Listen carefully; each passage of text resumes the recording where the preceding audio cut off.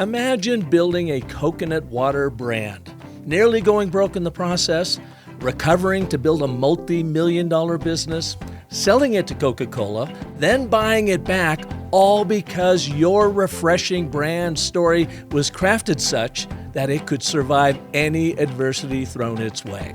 That's what today's guest did, and he'll show you how he did it. Hey, welcome to the Business of Story. I'm your host, Park Howell. Mark Rampolla, the founder of ZICO Coconut Water, and maybe you drink it, will take you through his entire journey with this all-natural beverage that is built upon a single brand narrative. Hydrate your thirst for life. As you'll hear, Mark and his business are a testament to the power of a singular business focus, a compelling, unique value proposition that communicates a singular problem-solution dynamic, and the importance of protecting your brand at all costs. You're going to love his story, and I'm happy he's here for you.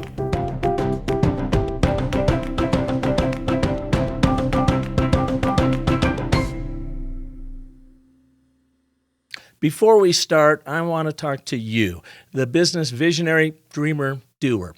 Now, you've built something incredible, right? A business with a proven model, ready to soar, but maybe, just maybe, your brand story isn't hitting the mark, right? Maybe that's why you're listening to today's show. Instead of dramatic business growth, it's causing confusion, missed opportunities, what I like to call marketing meh. Now, what if I told you that in just 60 minutes, you could refine your story, your brand narrative into something extraordinary? Now, for 20 years, we've honed the story cycle system, and it's helped brands grow by as much as 600%. But it's complex, it's time-consuming, and some even say kind of exhausting. So what we did is we built something revolutionary. I'd like to introduce you to our new Story Cycle Genie. It's like having the power of 20 years of expertise bottled into an AI agent. In under 1 hour, it delivers you everything you need: a clear brand position, your audience's challenges, your unique value proposition, even landing page copy. And it is all effortless. No months of work, no tens of thousands of dollars spent and maybe even wasted, just a little magic. This isn't just branding, this is clarity. It's confidence, it's growth that fires up you, your people, your customers, and your business. So for $500, you can join a select cohort of 20 professionals who will refine their stories, test the genie, and create a brand narrative that will rocket your revenue. Well, the wait list is open right now, but seats are limited. So the question is, will you be the one to let your brand genius out of the bottle by being part of our beta cohort? I hope you are. The link to sign up is in the show notes, or you can email me at park@businessofstory.com, and I'll get you on the waiting list and send you the link for more information. This is your moment, man. I hope you reserve your spot today. Now, Mark Rampolla was one of the first to introduce coconut water to America back in 2004.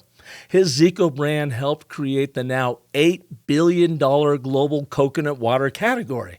But he was learning the ropes of beverage creation and distribution by the seat of his pants in those early years. And believe it or not, fear was a great motivator to get him through the tough times. There's a certain fear, like I brought family money in, I brought friends money in, we put everything, my wife and I had savings at the time.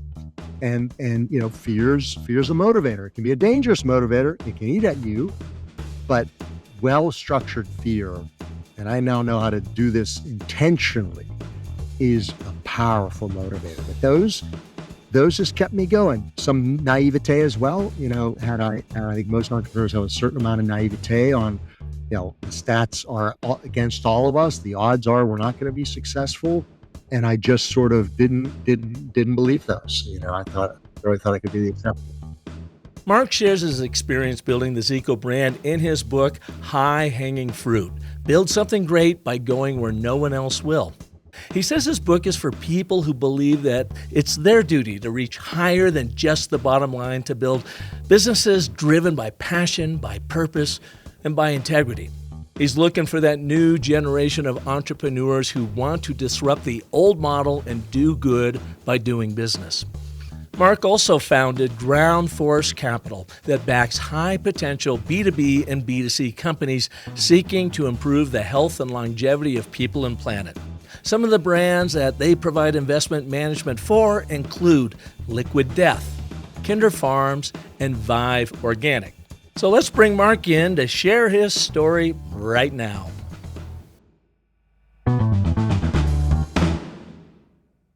Good afternoon, Mark. Welcome to the show. Thanks, Park. Great to be here. Now, where are you coming to us from? LA, Venice Beach. We have our office for Ground Force Capital here. Oh, nice. Now, are you getting some of that atmospheric river flowing through there? Or is that farther north? No, not much at all. This is we're an interesting time of year. We're getting the onshore winds that are the Santa Ana. So it's really warm. Now that brought some of the fires in Malibu, if people have read about those, but the weather's stunning right now. It's extraordinary. So I'm loving it. Gosh, that's right. My buddy Randy Olson's over there in Malibu, and luckily he's about 10 miles away from those fires, but he was taken out by that big fire that hit Malibu about 4 or 5 years ago. Oh, wow. He lost everything. Oh, so painful, so painful. I'm not far from there. I live in the Palisades, but I'm not that close, so I've been spared. Well, good. Well, I really appreciate you being here because I'm interested in first how you built the ZICO Coconut Water brand. And we have had some coconut waters here, and quite honestly, I don't think I've tried ZICO yet. Okay. The others we've had have been all right. So I've now got to go out and try ZICO. And now some of your Just Park, I'll send it to you. All right, we'll do that. And then you sold it to Coca-Cola, and then you bought it back. So take us through that a little bit. Number one, why did you develop the brand in the first place, and how did you use story to make it so attractive that obviously people bought a lot of it that Coca-Cola showed up? Yeah. Well, look, story was foundational because the thing, I'll give you the backstory, but what I realized was when we launched, very few people knew what coconut water was. I realized we needed a story from the beginning. And what year was this, Mark? This was 2004. So coconut water market, just the CPU had never been there. Teeny. It was canned coconut water, a lot of artificial ingredients, a lot of sugar, predominantly targeted to the Latino and Southeast Asian market. There were some natural food consumers that would buy it just because they had it on their travels. It's all they could get. You could get occasionally fresh coconuts in a Thai restaurant in New York or San Francisco or in LA, but barring that, it was not existent, right? So, and that was part of the thing that attracted me because prior to that, I started my career not off the beaten path, but off the dirt path as a Peace Corps volunteer in Central America. So that's where I first discovered coconut water. I'm a kid from Pittsburgh. I'd never been out of the country. And so, but it was more than a decade later or more when I started ZICO. I'd gone to business school. I had a corporate career. I moved back to Latin America and I was running beverage packaging businesses. I wasn't selling brands at all. I was selling packaging to the brands that were telling the stories, And so, but in that role, I saw what was happening in the beverage industry. I saw some innovation happening. Vitamin water had just developed. There were some other beginning to have some healthy beverages roll out. And personally, I was at a point in my life and career where I realized I don't want to be a corporate guy. I had a good career. I had a future, as an executive in this Fortune 50 global company. But I realized, and to be frank, part of it was that's not the story I want to tell my daughters. I had 2 young girls at the time. Do I want them to see their dad as this corporate guy but to me, entrepreneurship was odd. I wasn't familiar with it. I didn't have any entrepreneurs in the family, but I decided to take the leap. So Mark, let me ask you real quick. Do you think your work in the Peace Corps and sort of, giving back and not getting paid a whole lot and having an impact on people had a reason why maybe you didn't want to be stuck in a corporate culture? You want to have a bigger impact? For sure. And you're right. I made $186 a month. Cost of living was cheaper then and there, but I had a great time and I learned a lot about myself. And I think if anything, that links back to my family. I grew up in a very no business background at all, but my family were very, very activists about, hey, make an impact on the world, contribute, add value when you can. And so that sort of led me to the Peace Corps. I love the business, sort of had this conflict around, am I a business person or should I be a social activist? Should I do nonprofit? Should I do business? And so I decided to sort of combine those. At the time, nobody was using the term social entrepreneurship. That's really what ZICO was. The opportunity that I saw was, you've got this, massive global beverage industry that's predominantly, especially back then, sodas, sugar at the core. And yet, it's there. We know the health effects that are linked to that.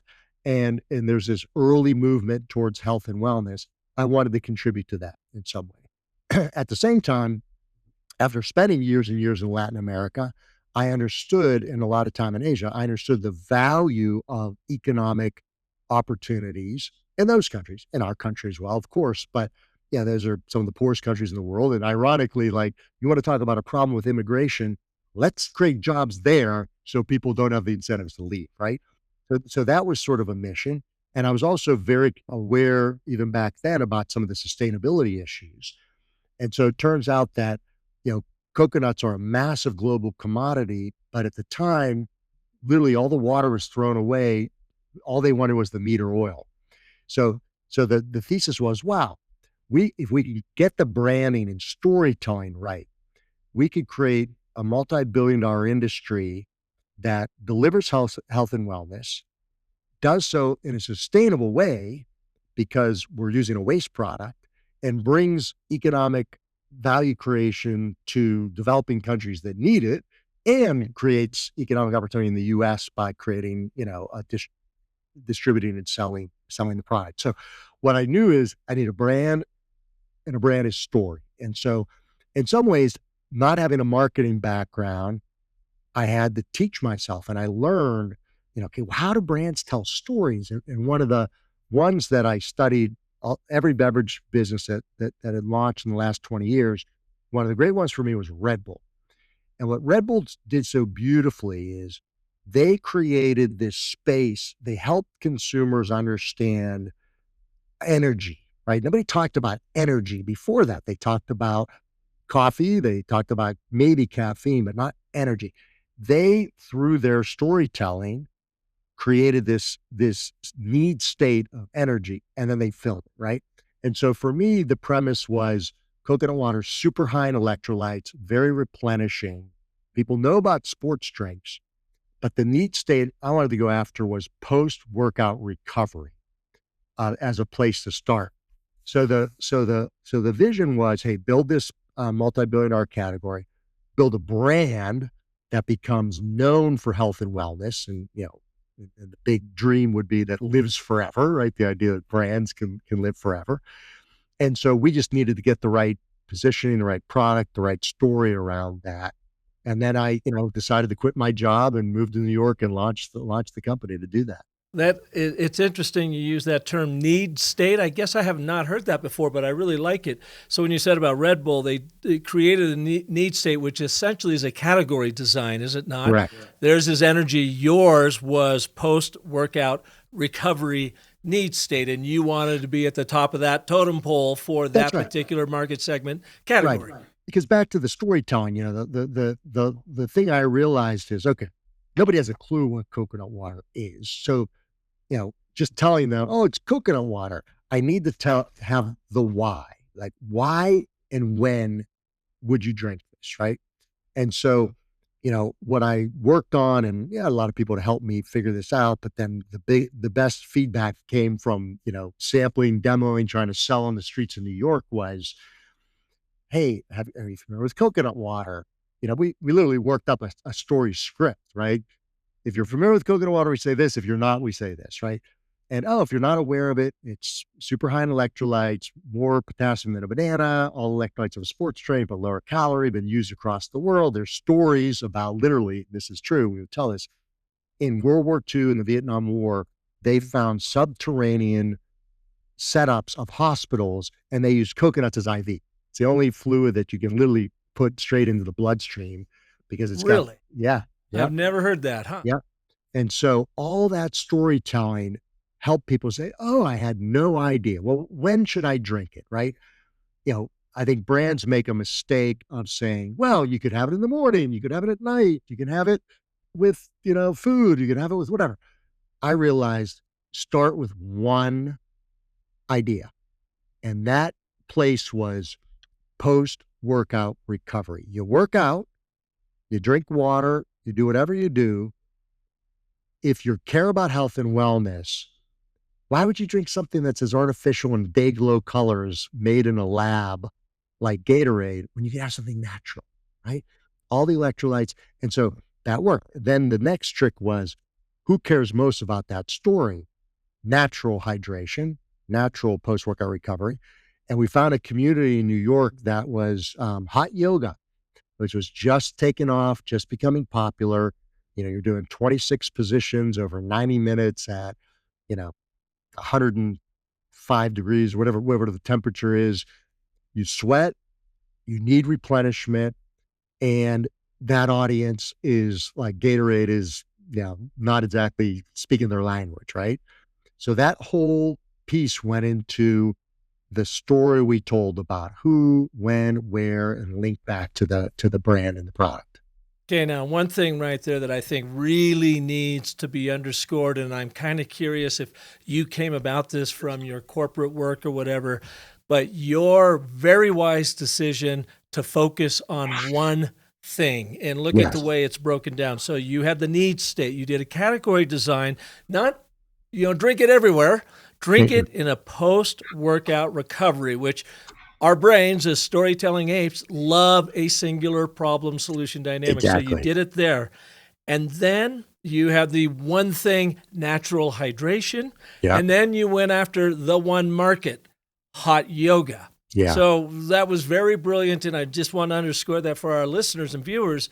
It's always about the one thing. Then you can grow on that, right? Absolutely. You get some momentum there, then you can start branching out. But every time you branch out, it's always one thing for that one audience. So did you learn that in your corporate gig, or how'd you come across that? Certainly not. I also, look, I did an MBA and I loved it, but I didn't learn that there. That was, I think I learned that by actually researching the beverage brands that launched. But then I also researched other new, businesses and categories that have been built. And I'll give you one prime example. And I can't tell you how many times people, entrepreneurs feel like, well, that doesn't apply in tech. That doesn't apply here. It doesn't apply now in this day and age. Bullshit. Facebook, people forget, launched at one problem, one solution in one place, replacing the old book that you get as incoming freshmen at Harvard University. That's it.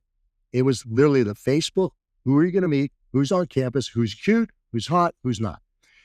Then they did that for Harvard. Then they did the Ivy League. Then they did other colleges. Then they expanded. Now, they did it really fast with a lot of capital, but they solved one thing first. I don't know. They're out there, I'm sure. I can name 1,000 businesses that have launched inch wide, mile deep to start and then expanded. Maybe there's some that are the What about Amazon? What was it? It's one thing. Books. Sold books. What about Patagonia? What was their one thing? It actually started with hooks and gears for climbers. Climbing pitons that were not the crampons, having the damage that they could remove, right? Yeah. Right. So you're to your point. Yeah. All right. And we see that the businesses we invest in, now we're investing later stage companies are typically 20 to 100 million, but even there, we want to see they understand, okay, they're doing something. Now they're probably more than, one audience, one market, one channel, but still depth. I love depth in a business. I'll give you another example. We invested, I don't have an example around here, but in a health shot business called Vive Organics. It's 2 ounces, super premium ingredients, sort of a wellness shot, great avoid sickness, pre-sickness. And I met the founders when they had just launched. They were testing it out on Venice Beach and, doing samplings and stuff like that. And they had a teeny bit of distribution. And they said, look, we have got an opportunity to go to Whole Foods on the West Coast. Should we take it? And I said, well, tell me about your business. Where are you right now? And I said, look, my advice is no. If you can't prove that this can be a $5 million run rate business in Southern California and the natural food channel, you're wasting your time. But if you can prove that, you've got a tiger back by the tail. They came back 6 months later and showed me a chart of what we would call in the food and beverage industry velocity, the units per store for whatever period of time. So they showed me very limited distribution, natural food stores, coffee shops, and the number they had was 7 or 8 units. Typically, we would report that and view that as units per store per week, which would be good. It depends on the category and stuff, but good, not blowing anybody away. I looked at the bottom of the chart and it was per day. They didn't even understand how the industry really reads it. Well, when I saw that number, I'm doing the math saying, this is 70, 80 units per store per day. Although they only did $500,000 that first year, which is, good, but not necessarily blowing the world away. They had done over 100,000 last month, and they had done it in, I'm making this up, whatever it was, like 50, 60 stores. So even though it's super early for us, I got out of that meeting, call my partner and say, I found our next deal, right?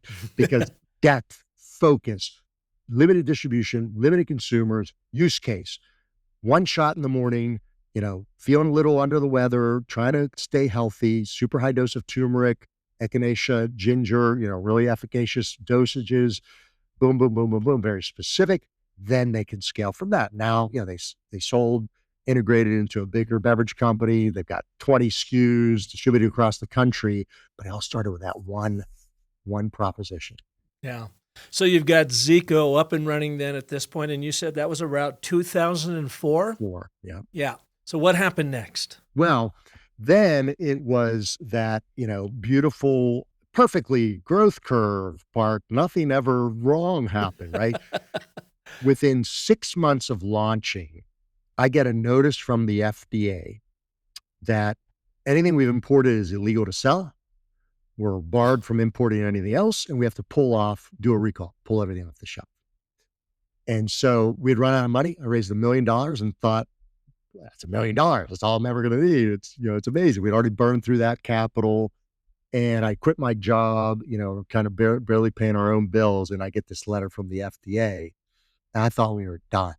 It turned out it was a paperwork glitch. The producer in Brazil hadn't filed the right paperwork 2 years ago, but they were barely selling anything, so nobody cared. All of a sudden, we start importing container loads, goes off some flag, and the FDA goes off, oh, this is a lot, let's inspect.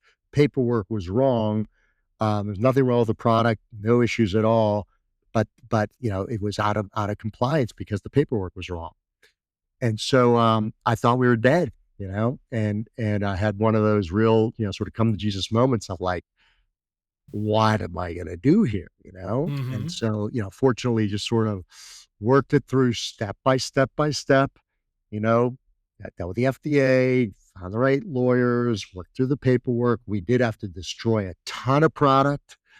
We didn't have to pull product off shelves, fortunately, but we were out of the market for a period of time, get the paperwork corrected, get new product in, raise more money and get back in. But it took us, 6 months to work through that. And from there it was, over 5 years, it was brutal. We lost a lot of money. It took you 5 years to be able to rectify that? Not that. Oh, okay. We got through that, but it took, then there was the next thing, right? It's the next challenge. What the point I was making is like, it was, and I see this across so many businesses, it's typically at least 5 years until you really know. Rarely has a business come out, smoking hot out of the gate. First year, it's like, it's a grand slam. More often than not, 5 to 7 years until you really know you have something. Mm-hmm. Well, one of my favorite memoirs is Phil Knight's Shoe Dog. Right. And I read that, and you always just think Nike was just this big successful juggernaut. Well, they were going out of business every month for almost 10 years Yeah. before they finally hit it. And guess what? They started with one thing, a Right. better running shoe. Yeah. Nothing else, a better running shoe. Better running shoe in college track. Right. Yes. That was Yeah, it. you're right. You're exactly. So Right? they're, Under and Armour. let's take that even further. In college track to the coaches. They're selling to Yes. the coaches first and foremost. Right. And then the runners and so forth. Under Armour, high school sports, right? Mhm. Only underneath. Hey, you got your jersey, you got your helmet, you got everything else. What are you wearing underneath? Some crappy t-shirt? No, wear this underneath, right? Yeah. One very specific. Yeah, it's a good. Yeah. You know, So you kick yeah. this off 2004. You are gaining lots of traction. The feds show up and say, no, I don't think so. We're going to shut you down. Then you got to pay a lot of high-priced lawyers to get you out of that, I'm sure.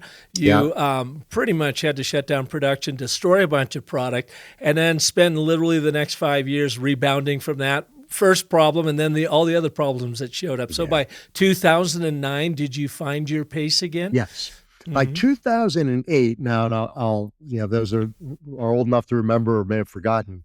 You remember the economic crisis of God, 2008, right? So I had to lay off half my company because wow, amazing. So running a little company through that, it was no walk in the park. Anybody that's gone through some things recently with COVID or the post-COVID world knows as well. But by that time, we were getting some attention. And back to focus.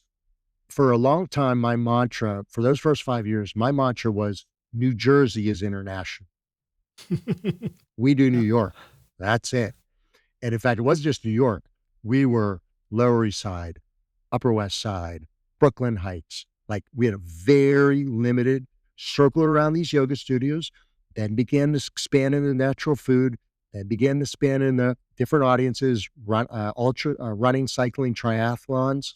So little by little, but by 2008, I would say, we were certainly under still 10 million in revenue, but half of that was New York City, not New York State, not the 5 boroughs like Manhattan.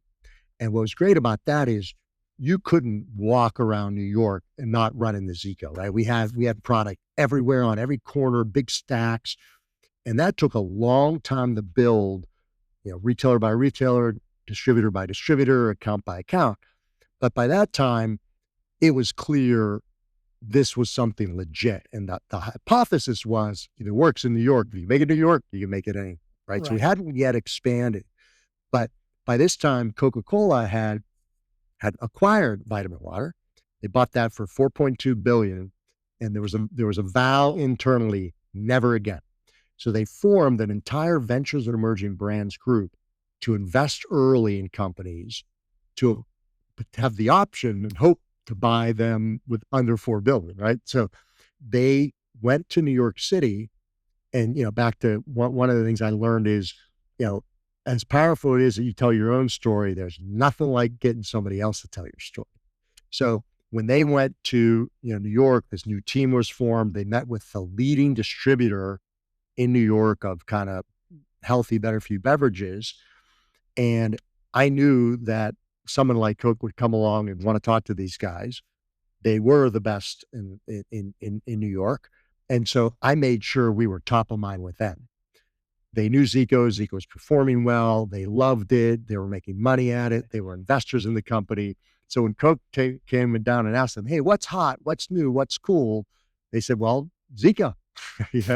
So then they tell the story, right? Well, it's better for you. It's natural. And is it safe to say that since you were just in the New York area, New Jersey was international to you, that in essence, it's like a test market? Totally. You were able to go and make some money off of it, doing a lot, but it's just simply a test market. Totally.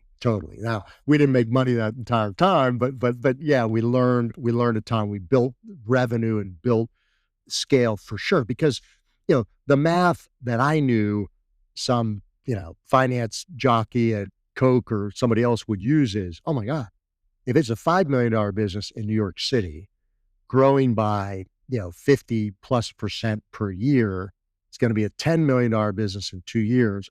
New York at scale should represent 10% of the country, probably less. That's a $100 million business, right? Yeah. And if they can keep growing, it just goes up from there, right? So I knew that smart investors would look at this and say, test market tells you, wow, what it could be at Yeah. scale. Yeah. So all that focus and attention worked. And what I tell entrepreneurs now is your best return, ROI, invest on return on investment, but also return on time is where you are, not where you're not. How do you double your business wherever you are? Geographic, channel, customer, consumer, whatever it is, it's hard work, but you'll get a better return if you can double where you are. Existing business geographically, whatever. Yep. In your case, it was New York. So you had That's the right. 5 boroughs, you had Manhattan, and you just focused there to double that business to make it attractive. Before we get to the buying portion of ZICO, which is pretty cool, let me ask you this. You went through 5 tumultuous years of launching this product, and the government saying you can't even sell it anymore, Mark. What kept you going? Oof, man. When I look back on that, I think it's a couple things. One is I did have a vision of, what life would be like, if I could make this successful. And so there was a dream. And coming back and remembering that dream constantly, I reinforced it. I had a dream book that I would keep. I had mantras on my wall just to remind me, stay at it, stay at it, stay at it. The other was I really focused on not only living in the future, but having a good enough life in the present that it's like I could be not attached to the outcome. So my girls were young by that time. Yeah, I spent a lot of time with them. I had nights and weekends, and we took vacations. We did fun things. We didn't have a lot of money, but we would just have, birthday parties in the park, weekends out for a bike ride, right? And that all gave me a perspective. I'll tell you one story as well. During that time, I had a coach that I worked with when I first started doing coaching. I've had a lot of extraordinary coaches. And I remember actually specifically during that FDA crisis issue, kind of complaining to him, oh, woe is me. Why is this happening to me? I can't believe this. What am I going to do? And he wasn't getting through to me. So at some point he said, Mark, can you go out to your front door? And I said, well, what do you mean? Just go out the front door. Can you look outside? I said, all right, fine. And he said, do you see a white van there? I said, no, there's no white van there. He said, okay. So you're telling me there's no guys, no white van, no guys that are going to come out, put you in a straitjacket and take you away for the rest of your life? And I said, no. He said, what are you complaining about? Like, I get it. You had some challenges. You're young. You've had success. Maybe this one fails. Maybe it doesn't. But like, it's okay. You're okay. You already won. You're alive. You're healthy. That was helpful. And honestly, some fear. There's a certain fear. Like I brought family money in. I brought friends money in. We put everything. My wife and I had savings at the time. And fear's a motivator. It can be a dangerous motivator. It can eat at you, but well-structured fear, and I now know how to do this intentionally, is a powerful motivator. But those just kept me going. Some naivete as well. I think most entrepreneurs have a certain amount of naivete on, the stats are against all of us. The odds are we're not going to be successful. And I just sort of didn't believe those. I thought, Yeah. I really thought I could. So it sounds like you were maybe age 35 to 40, early 40s while this was going when on? I launched this, I would have been 30, 34. So this was like sort of early 30. So you still had the energy of a young man going, and not that you're an old man now, but I am, so I know that feeling. You got to keep driving. So you held it together. You got there. Coca-Cola shows up. They're ready to write you a check. What happens next? Yeah. So, for better or worse, from the beginning, my dream was to sell to Coca-Cola. Part of the big vision was, I don't want to run this forever. I don't want to pass this down to my girls. Let them choose their own life. So how amazing would this be to sell it to Coca-Cola, make money for myself and my investors, let them show the world they can make money selling something healthy, right? So that was the vision. They formed this group. They, Ventures Emerging Brands, they're focused in New York, seeing what's hip and cool. They discover ZICO. So we start to negotiate, and they were very clear what they were interested in investing, and they wanted a path to ownership. They wanted effectively the right, an option, you would say, to And buy you the were company. okay with that. Yeah. Well, Hmm. yeah, I was. And so we structured something where they made an upfront investment that gave us enough capital to start to grow materially. And then there were a series of steps where they had the option, not the obligation, but the option to buy the company. And so, from there forward, they brought us no distribution, no support. I didn't want it. I knew we still were the ones that need to run the company and scale it. Okay, But now wait a second. Wait, so you right now are only distributing in New York out of this small little company. I would have thought the whole reason why you wanted Coca-Cola was for their yeah, distribution. great question, Park. No, now, let me tell you why. I had, having worked for a couple big corporations and having, read everything I could and talked to everybody I could about the way these companies work, what I knew is that would be a disaster. We were too small. And so some people within the Coke system wanted to start to distribute Zico right away. Out of the gate, my premise was absolutely not. And fortunately, the people I was dealing with agreed with that, because back to the point on focus, think about Coke. Although they've got all these brands, the reality is what they are amazing at is getting that red can or bottle or whatever it is within arm's reach of half the world's population every day. And to do that so well, they're so efficient at that, they can't do anything else really great. So they've got a, as most strategics do, a pretty bad record of innovating themselves and bringing new things to market, and a pretty bad record of acquiring things too small. So we were now we had some distribution. Like I said, New York was probably half. We had natural food distribution. We had some yoga studio distribution. But my view was, and I was adamant about this, and the Coke team respected this, that at least for 3 or 4 years, we're going to remain completely independent, but we would build it in a way to attempt to prepare it for their system. And so we did do some test distribution in Miami and LA with a couple of their inside their sort of some edges of their system. We didn't commit to a whole nother network to take it through the Pepsi network that would then conflict with that. So it was sort of, my logic was plan for the best, but be ready for the worst. And so we built it to work in their system, but I also never wanted to get caught at a bride left at the altar, right? Where it's like, oh, great, we're in their system. They now control our destiny. They can offer whatever they want, or we're screwed. So I always built it in a way to make sure we had a plan B. We could back out. We were never going to get, destroyed if they walked away. And Mhm. frankly, that helped them be more interested because they knew that we could work elsewhere. Mhm. And then when they bought you and you were running your brand story, your advertising and so forth, can you describe what that story was like? How were you going to market with your story? Yeah. Look, it was pretty much the same story. Now, by this point, I look back, this was a mistake for all of us. I Coke was pretty confident that they could take it from here. So much so that I brought in a former Coke executive to work underneath me. So when I sold the company, I completely walked away. And that was my choice, and I was excited about it. But the reality is the brand and the story were not big enough or tight enough to still work within their system. We were 50 million on our way to 100 million.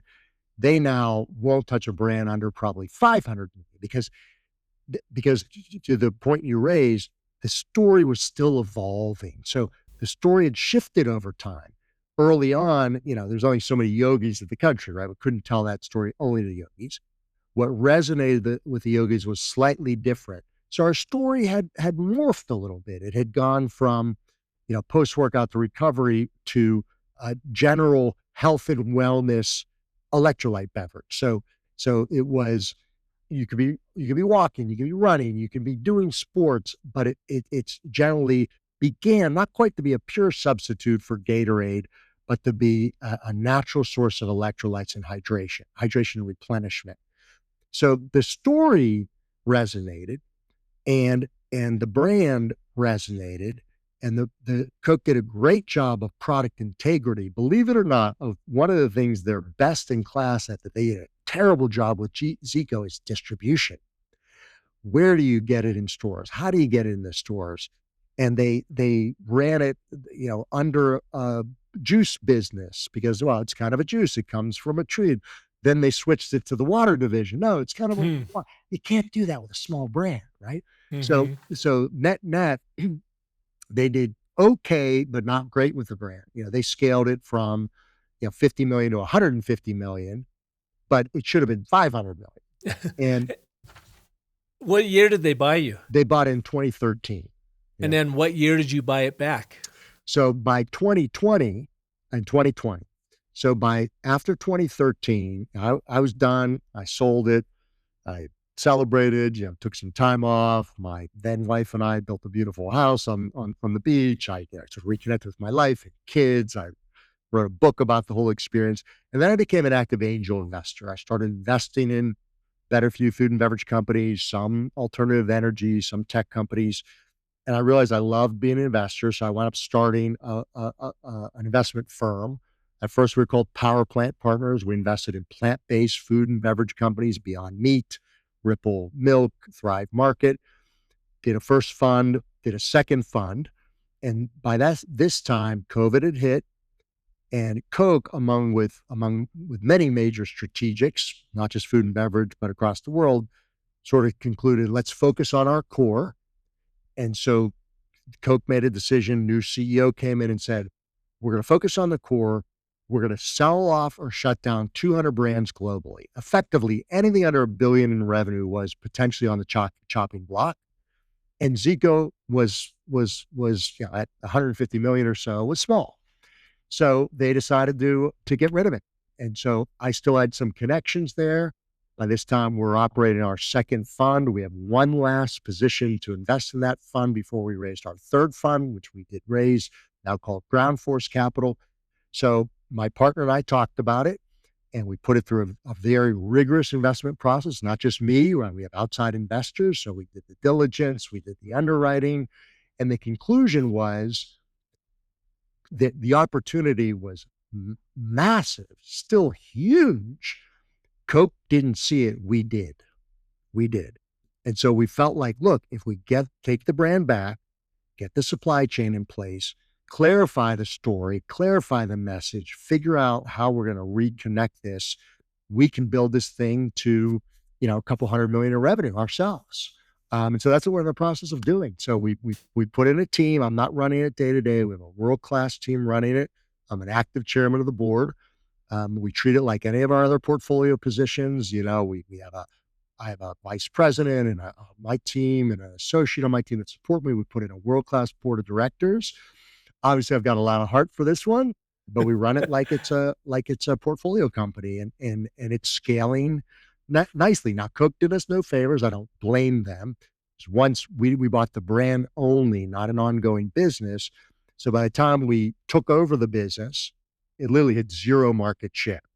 So we rebuilt the supply chain, put a team in place, but we were starting from zero.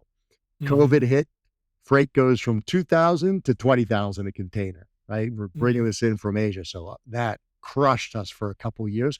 All sorts of problems again, right? I kind of thought it is easier second time around, but it doesn't mean it's easy, right? It can be done with ease, but not easy. And so, but it's now building. So next year, we should be at around the size that Coke acquired us, but this time, this is being built to last. Yeah. Whether we run it forever or own it forever, we're building this thing. World-class team, world-class supply chain, world-class marketing communication, because we want this to be, a $1 billion brand someday, whether it's for us or somebody else. Where is it now headquartered? Seal Beach, California, so in Orange County. The team is based there, and that's where they run it. Just down the road from you then. Yeah. So I wonder how many people looked at you and thought maybe you got hit in the head by a coconut to go back to Coca-Cola and buy back a business you had sold, unless you were buying it pennies on the dollar. Pennies on the dollar. Actually, the opposite part. The number of people that said, oh my God, like, and look, I could have worked at Coke. I say this with all the most respect, but like, you know, I mean, look, this is somewhat public, but we sold it for over 200 million and bought it back for just the brand itself for less than 5. Well, there you go. So, Yeah. we should be able to make that work one way or another. Well, that's awesome. In this entire story, this whole journey you've been on, starting in 2004 to where you are now, 20 years later, what's the one thing? What did you learn in this process? What's your one takeaway? Know, accept, and celebrate yourself. Know, What do you mean by that? accept, and celebrate yourself. I mean, when I look at the entrepreneurial journey I was on, and when I talk to, we as a firm talk to 1,000 entrepreneurs a year, we'll make 3 investments at best. The people that are the most successful are the ones that really know themselves. They know what they're good at. They know what they're not good at. They know how to fill their gaps. They know their blind spots, or they know they have blind spots and they fill them in. They're reflective. They question. They're getting always learning and knowing themselves better, because at the end of the day, this is a personal journey. It's all about the individual. How do they manage their life? And it's not my story. It's not your story. You can read, Phil Knight, you can read Bezos, but at the end of the day, it's the individual entrepreneur that determines that. And when they know themselves, they can better perform. And I also think they're happier and freer as well, because they're not trying to be somebody else, Mm-hmm. So the more I know myself, I'll give you an example. I'm going to hear some laughter out here. I had a performance review with my executive assistant today. She gave me some pretty brutal feedback, which is, what did she call me? Mark, you're a beautiful mess. A beautiful what? Mess. Mess. You Oh. can be a beautiful mess. And I said, oh God, you're right. I see that one in me. Isn't that interesting? Now, what do we do with that now, right? So what we talk about is the systems and processes that help me be in my zone of genius, right? Creative, energetic, insightful. But man, I got a lot of blind spots. I got a lot of weaknesses. I know them, and I know enough to surround myself with a team that can help me stay in my zone of genius and allow them to stay in theirs. Mm-hmm. You had mentioned you had written a book. What is that book? Where can people find it? That book's called High Hanging Fruit. High Hanging Fruit. That was published, back in 2015, I guess. It's still out there somewhere. I am working on a new one, Park. Mm-hmm. This one's going to be a little bit more applicable directly to entrepreneurs. That one's kind of specifically about my story, and I'll come visit you again. I'll be ready to share more about that. It'll publish. It's just about done. I'll publish in the fall, and I'll tell you about it probably in the spring. And I'd love to come back on when that's ready to publish. Well, we'd love to have you back, Mark. Thank you so much for taking the time to be here. Where can people go to learn more about you and ZICO? ZICO.com is the website. I'm on LinkedIn. I'm not the best at following up, and I'm not as wide on social media, but those are the best places. And you can learn more about my firm or contact me through also groundforcecapital.com. Groundforcecapital.com. Groundforcecapital.com. All right. We'll have all that in the show notes for our listeners out there. Sounds good. Well, thanks, man. I really appreciate it. And I hope you have a marvelous holiday. Thank you. You too. Appreciate your time.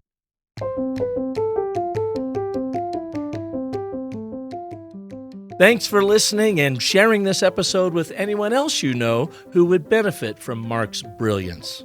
Now, next week, I've got an exciting guest here, Andre Martin Hobbs.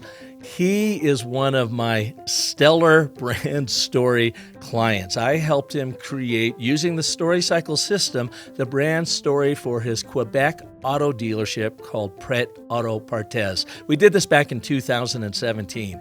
He called me last week and was telling me how amazing the story has been to create his growth, to really define the category, market category that they're in, and maybe most importantly, to fend off vicious competitors. He said to me, a lot of people do their brand stories, but nobody really knows a year or two afterwards if it's working or not. Well, he's testament to the fact that he, using the story cycle system, is killing it in the auto business, and he wants to tell you how he did it and what's next for his brand. So I hope you're here to enjoy that show with us. And remember, if you're interested in taking part in our story cycle Genie cohort, only 20 people, seats are limited. I've already got about a third of it filled up. Shoot me a note to park@businessofstory.com or visit the show notes, and there's a link in there where you can also register. Hey, I want to give a big shout out to Caden Howell for editing our show, Darius Holbert for our music, and Marissa Hill for your continued support of the Business of Story. I so look forward to having you back next Monday, and until then, remember that the most potent story you'll ever tell is the story you tell yourself. So make that one epic. Thanks so much for listening.